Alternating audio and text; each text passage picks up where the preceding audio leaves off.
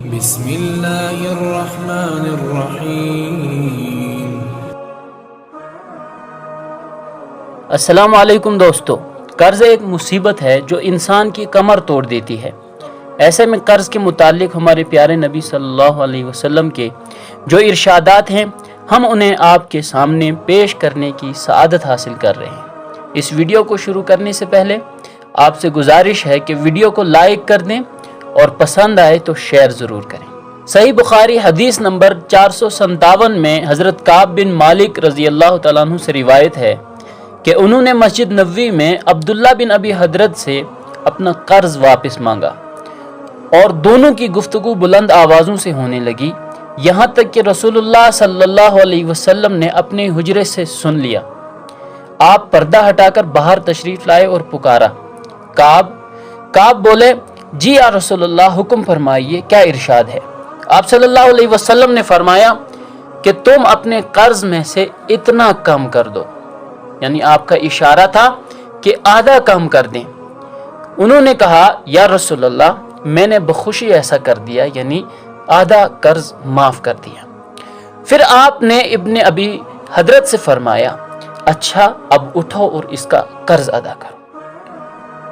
صحیح بخاری حدیث نمبر 1852 حضرت ابن عباس رضی اللہ تعالیٰ عنہ سے روایت ہے کہ قبیلہ جوہینہ کی ایک عورت نبی کریم صلی اللہ علیہ وسلم کی خدمت میں حاضر ہوئی اور کہا کہ میری والدہ نے حج کی منت مانی تھی، لیکن وہ حج نہ کر سکی اور ان کا انتقال ہو گیا، تو کیا میں ان کی طرف سے حج کر سکتی ہوں؟ نبی کریم صلی اللہ علیہ وسلم نے فرمایا کہ ہاں، ان کی طرف سے تم حج کر لو۔ پھر آپ صلی اللہ علیہ وسلم نے فرمایا، کیا تمہاری ماں پر قرض ہوتا تو تم اسے ادا نہ کرتی؟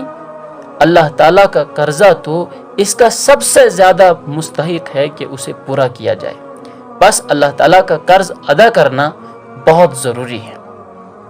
صحیح بخاری حدیث نمبر 1953 حضرت عبداللہ ابن عباس رضی اللہ تعالیٰ عنہ روایت کرتے ہیں کہ ایک شخص رسول اللہ صلی اللہ علیہ وسلم کی خدمت میں حاضر ہوا اور عرض کی، یا رسول اللہ، میری ماں کا انتقال ہو گیا اور ان کے ذمے 1 مہینے کے روزے باقی رہ گئے ہیں، کیا میں ان کی طرف سے قضا رکھ سکتا ہوں؟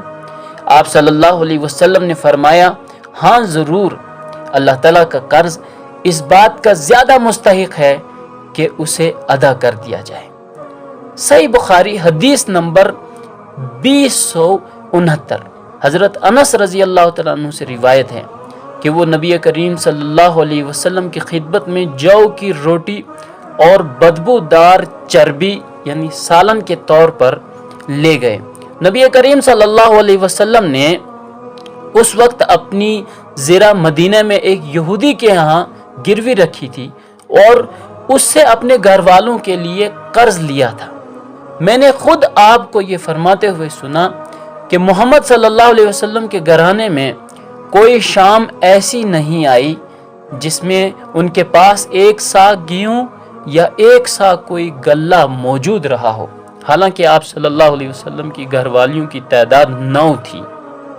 صحیح بخاری حدیث نمبر 2078 میں ہے کہ حضرت ابو ہریرہ رضی اللہ تعالیٰ عنہ سے روایت ہے کہ نبی کریم صلی اللہ علیہ وسلم نے فرمایا، ایک تاجر لوگوں کو قرض دیا کرتا تھا، جب کسی تنگ دست کو دیکھتا تو اپنے نوکروں سے کہہ دیتا کہ اس سے درگزر کر جاؤ، یعنی اسے معاف کر دو، شاید کہ اللہ تعالیٰ بھی ہم سے آخرت میں درگزر فرمائے۔